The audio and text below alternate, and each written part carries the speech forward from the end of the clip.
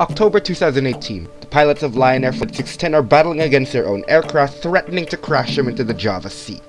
A brand new plane, the 737 MAX, is later under scrutiny after being involved in a tangled web of safety issues.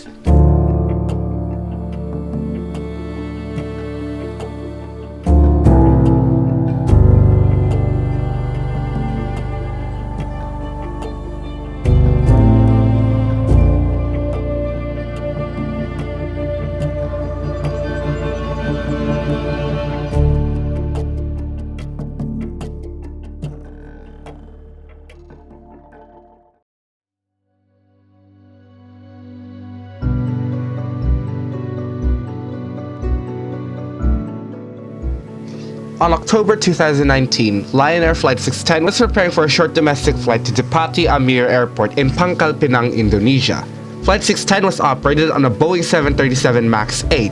The 737 MAX 8 was part of the 737 MAX family, a new generation of Boeing 737s, which was made partly in response to the release of the Airbus A320neo, a new and more efficient version of the A320. Boeing announced the 737 MAX in 2011, serving as a competitor to the A320neo with more efficient engines and new systems. This particular 737 MAX serving Flight 610 was registered as Papa Kilo Lima Quebec Papa. The plane was delivered to Lion Air on August 13, 2018, making its first flight on July 30, 2018. So this plane is very new, and it had one of its angle of attack sensors, which basically tracks how steep the plane's pitch is or how high is it pointing up or down. One of these sensors was replaced only a few days prior. This will become important later on. Flight 610 was piloted by two pilots, Captain Bavia Suneja, a 31-year-old pilot with 6,028 total flight hours, and First Officer Harvino, a 41-year-old with 4,286 flight hours. The crew were all Indonesian, with the exception of Captain Suneja, who was an Indian national.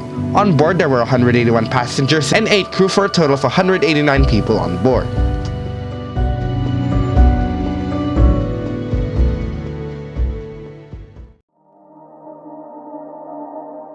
Before we talk about Flight 610, we have to go back a few hours to the flight preceding it.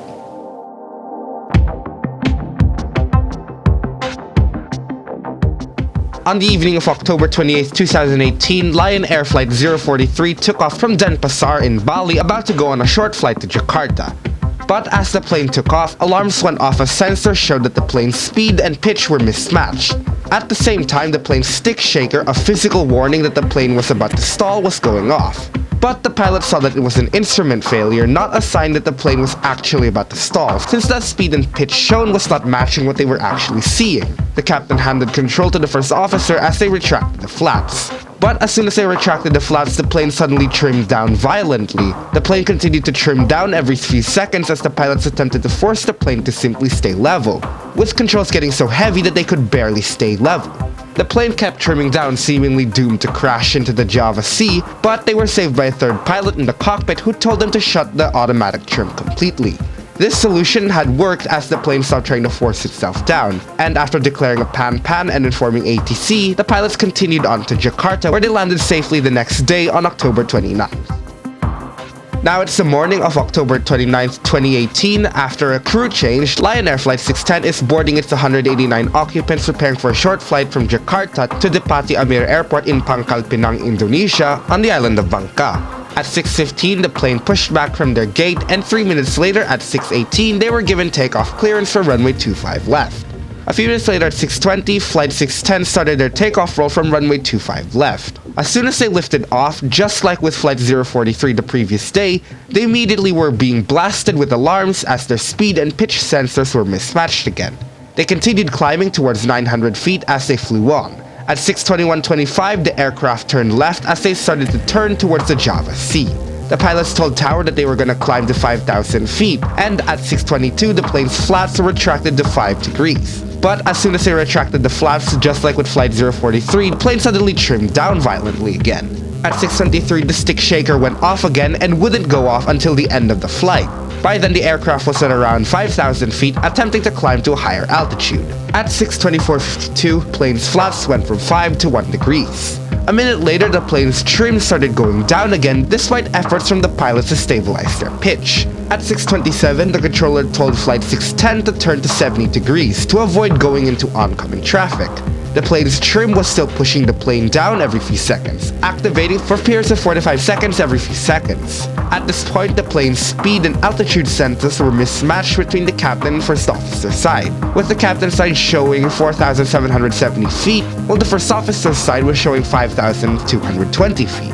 At this point, the plane's flying northeast towards the Java Sea, with the pilots battling against the runaway trim trying to force the plane down. At 6:30, the controller told Flight 610 to prepare for a landing on runway 25 left and to fly in a 70-degree heading. At 6:31, pilots told controllers that they couldn't tell how high they were as their sensors were giving unreliable and mismatched readings. At 6:31:27, the plane's trim went down for 8 seconds, and at that point, the force exerted on the first officer's column was equivalent to pulling on 82 pounds of weight. At 6:31:33, the first officer told the captain that the plane was pitching down 2 degrees and going down at nearly 2,000 feet per minute. At that point, the plane was over the Java Sea, and at 6:31:46, the trim activated again for 4 seconds and the plane started going down at more than 10,000 feet per minute. The plane at this point was just at around 3,000 feet, giving them less than 30 seconds until they impacted the water. At 6:31:51, the plane's ground proximity warning systems started going off with alarms, followed by overspeed and sink rate alarms. Only a few seconds later, at 6:31:54, the plane's flight recorders stopped as Flight 610 impacted into the Java Sea at over 500 knots, with the force of the impact being so violent that it obliterated the aircraft and killed everyone on board instantly.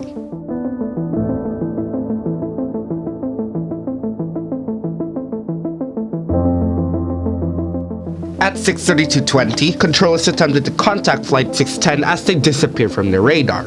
At 7:05, around half an hour after the plane crash, a tugboat found the first floating debris from Flight 610, with the Indonesian National Search and Rescue Agency immediately launching a rescue effort to locate debris and any possible survivors from Flight 610. They were assisted by the Indonesian and Singaporean navies and air forces. Although the same day, only a few hours after they started the search and rescue, they declared that there was very likely no survivors with the state of the debris field and the passengers' remains. At the same time, Indonesia's Transport Ministry ordered that all 737 MAXs undergo emergency inspections, especially Lion Air with the incidents of Flight 043 and 610. The rescue was hampered as the waters were violent and had terrible visibility. On October 31st, pings are detected less than 3 kilometers from the search points, with the pings likely coming from one of the plane's flight recorders. At November 1st, the plane's flight data recorder was recovered, although the FDR was in poor condition, although they were able to recover 69 hours worth of data before the flight crashed, spanning 19 flights. Although tragedy struck when a volunteer rescue diver died, likely from decompression sickness on November 2nd. They stopped searching for bodies on November 10th, with 64 of the plane's occupants being unable to be recovered. The CVR was later found on January 14th, being buried under 8 meters of mud after a considerable search effort.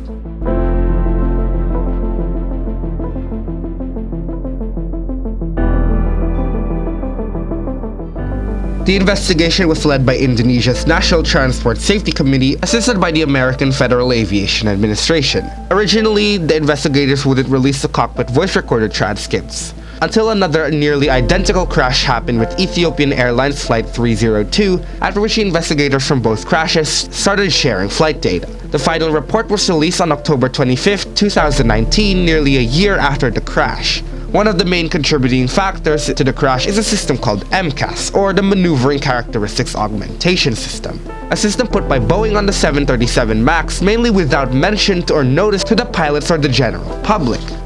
For some background information, in December 2010, Airbus announced the A320neo, a new and more efficient variant of the A320. Since the 737 competes with the A320, on August 2011, Boeing announced the 737 MAX, a competitor to the A320neo with more efficient engines and the iconic split winglet. Except, unlike the A320, which has tall gears and can easily fit a larger, more efficient engine, the 737 is short and has less ground clearance, meaning attaching a new engine straight ahead would cause it to scrape the ground. And so the solution was to move the engine forward and up the wing, giving it more ground clearance. But this led to an unintended consequence, wherein the 737 MAX would pitch up more and destabilize in a higher pitch. So to counter this, Boeing put in MCAS, a system that pushes the plane's elevator trim down if it detected if the plane's pitch was high in order to prevent a stall. But the problem is, on the plane used for flights 043 and 610, the plane's angle of attack sensor was replaced, particularly on the captain's side,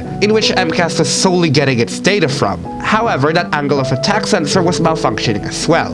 As a result, on flight 043 and 610, the erroneous angle of attack sensor was showing that the plane was pitched up higher than what it should be, triggering MCAS to push the plane down even when it's level. On flight 043, there was a third pilot who knew of MCAS, and so they told the pilots to switch off automatic trim, which practically disabled the MCAS, allowing them to continue on. Compounding everything even further, Boeing didn't inform pilots or put much detail about MCAS or how to respond to an uncommanded MCAS input, leaving pilots practically blind in an event of the system malfunctioning. Further investigations showed that Boeing rushed the certification of the 737 MAX in a race to get the plane into the market.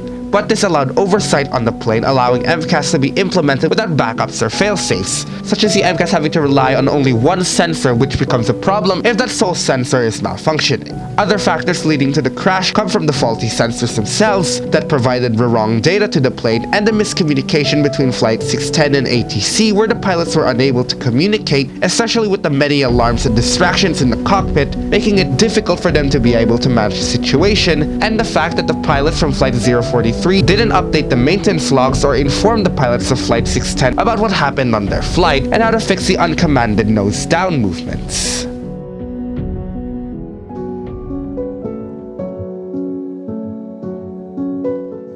After the report was released, the FAA revoked the repair certification of Extra Aerospace, the company that supplied the sensors that were put on Flight 610 and 043, effectively putting them out of business.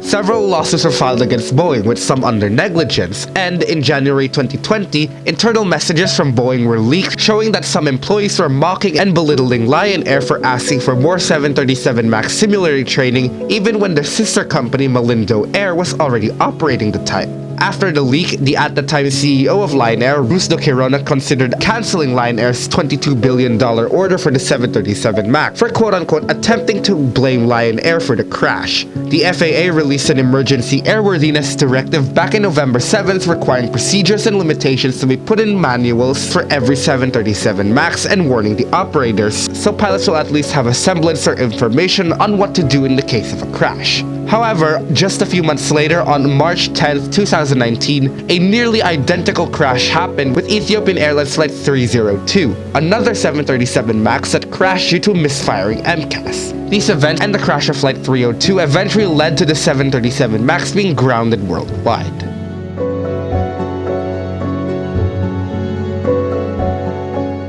Hey guys, I was supposed to upload this a week ago, but I got very busy. Anyways, this is part 1 of minute by minute the 737 MAX crashes, and I plan to cover Ethiopian Airlines 302 maybe in the next few weeks, but I'm gonna be on Christmas break next week, and that means I'm gonna be busy with my family, so let's see what I can do. Bye!